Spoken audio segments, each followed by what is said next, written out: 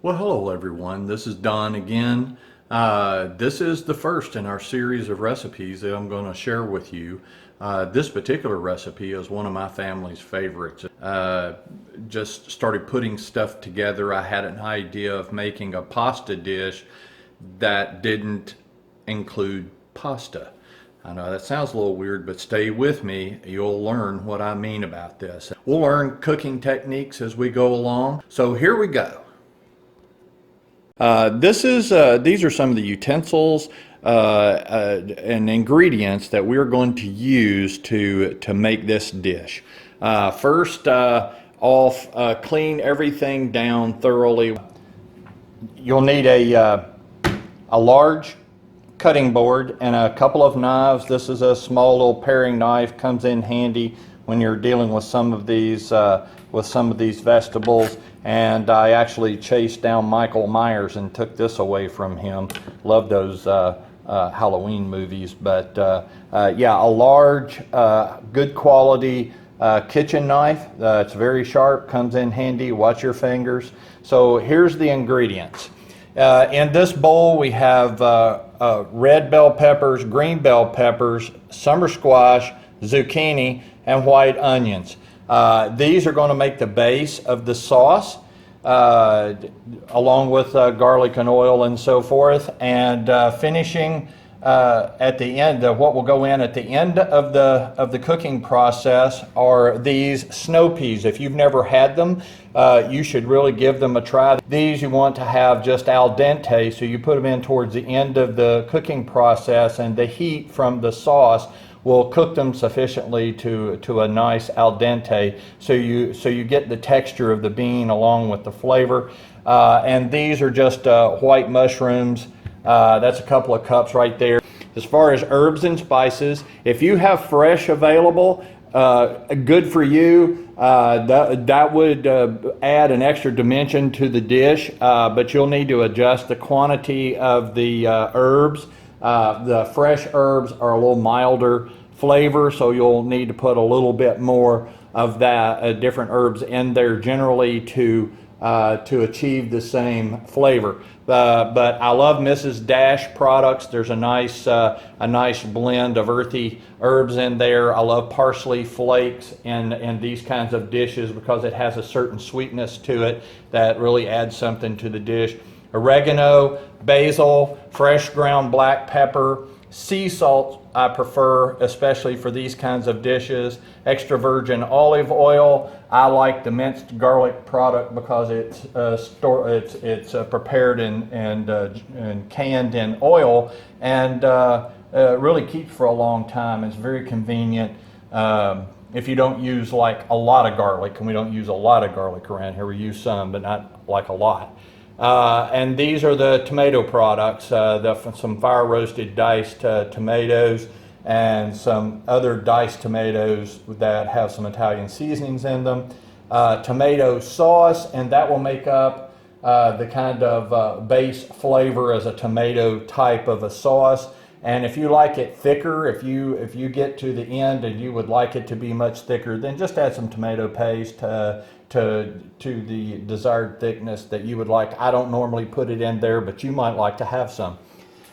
This is the star of the show right here. This fellow is called a spaghetti squash. You may have seen it in the produce section of your grocery store, not known what it is, and not known, if you had one, what to do with it. Well, you're getting ready to learn, and it is a pretty amazing vegetable. It is delicious.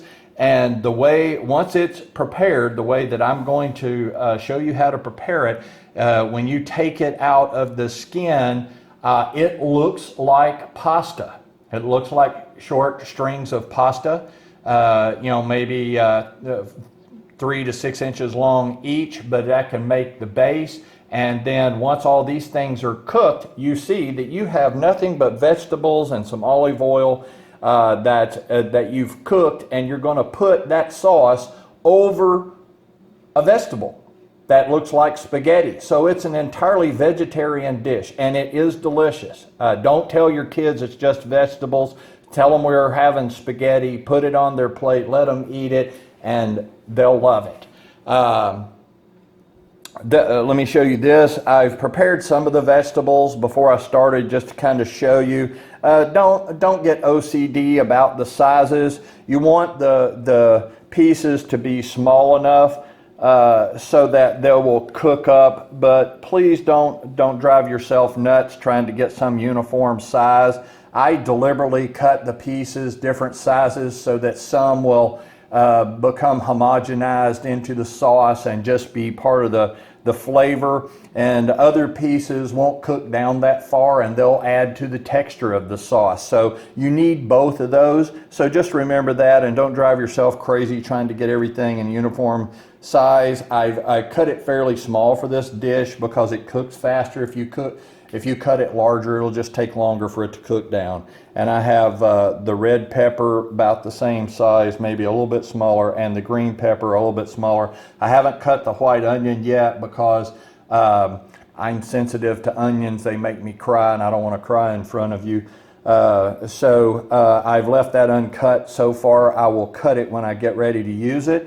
But all of this stuff will essentially go in to our frying pan at the same time. Let me show you what I'm talking about. This is a large 12-inch frying pan with about 2-inch sides on it, 2.5-inch sides. You need something like this because as this cooks, it's going to bubble and whatnot, and it's going to splatter tomato sauce. And if you use a more shallow pan, it'll make a bigger mess on your stove. You could use a deeper pan if you like, and it certainly would be fine for you to do that, like a big stock pot or something. You could do that, and I've done it before. It's just a little bit harder to mix everything, but if you prefer to do that, give it a try.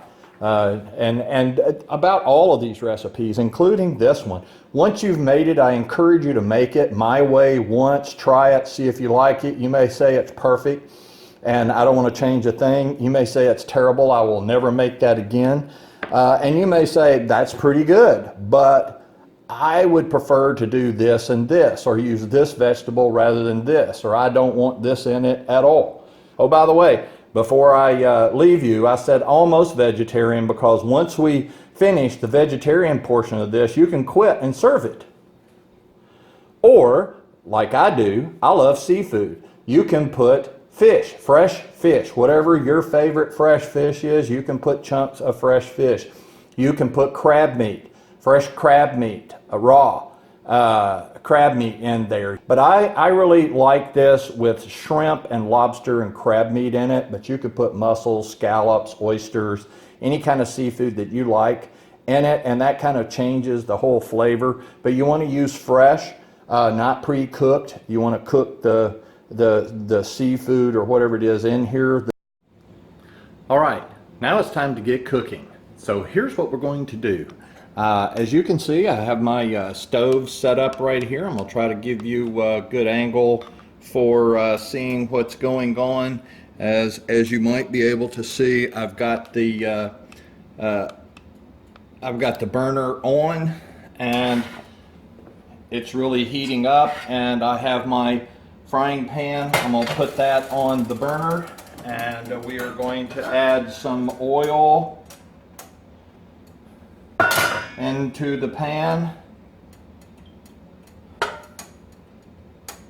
Already had a little bit in there to start with. All together I'll probably put, like I said, around 2/3 of a cup of oil. Again, all this will be on the recipe.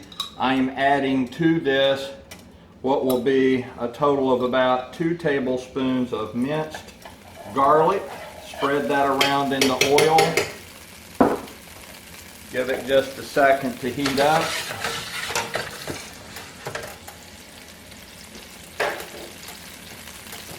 And then we're going to go ahead and put in what is about 2.5 cups of white onions.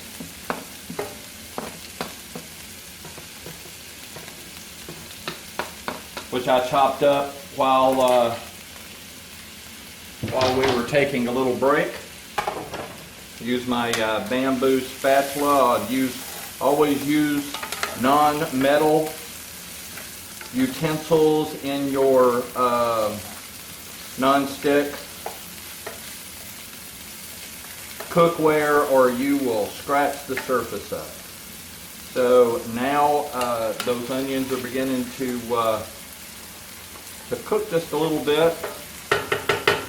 That's flavoring the oil, and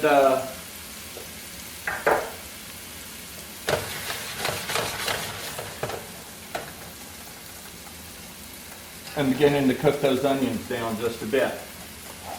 Now, if you'll look, what I have here, in the previous minutes, I showed you the peppers. It came up to be about 3 cups total of green and red pepper, and this ended up being 7 cups of the squash and zucchini that ended up being total. It was a little bit more than what I thought it was going to be, but that's okay. You know, it's a recipe. We just adjust our, I cut up the vegetables that I bought. I didn't have something else. I didn't want them, that I was going to use them on.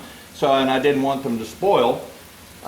So I'm going to make the dish a little bit larger than I would, and I'll have a little bit more that I could either freeze. This freezes very well without the shrimp and finishing ingredients. You can freeze the base sauce and then supplement it when you get ready to use it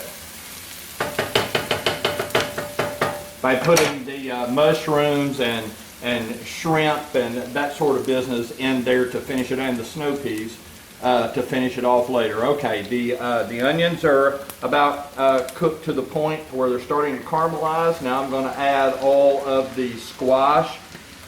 I have, as you can see, the stove is turned on high.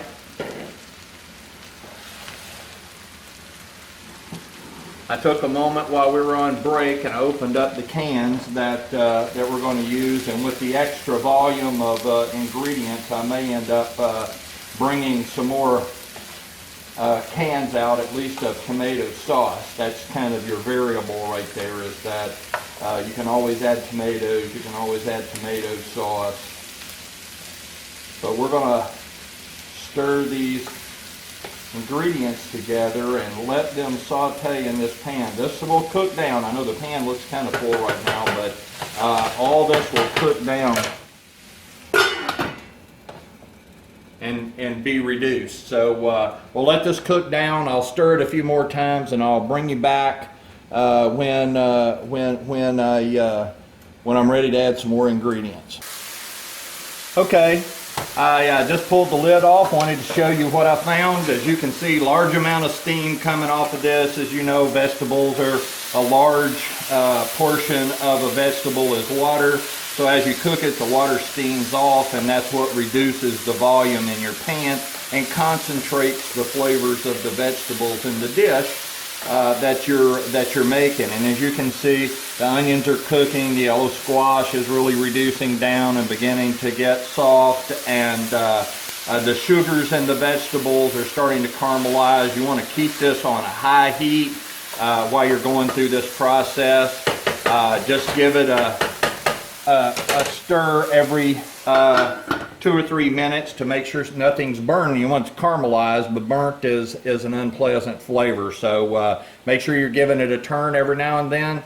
And as that cooks down, I'll show you what it looks like when we're ready to add some other ingredients. Okay. All right, you can see what this looks like now. I mean, once they invent smell-o-vision, you'll get the pleasure of joining me in how fragrant and delicious that this smells already. I mean, it really is an excellent aroma and fragrance, which really adds, and it's a pretty dish with the different colors and so on and so forth. I'm going to go ahead and add a little bit of the spices and so forth to the dish.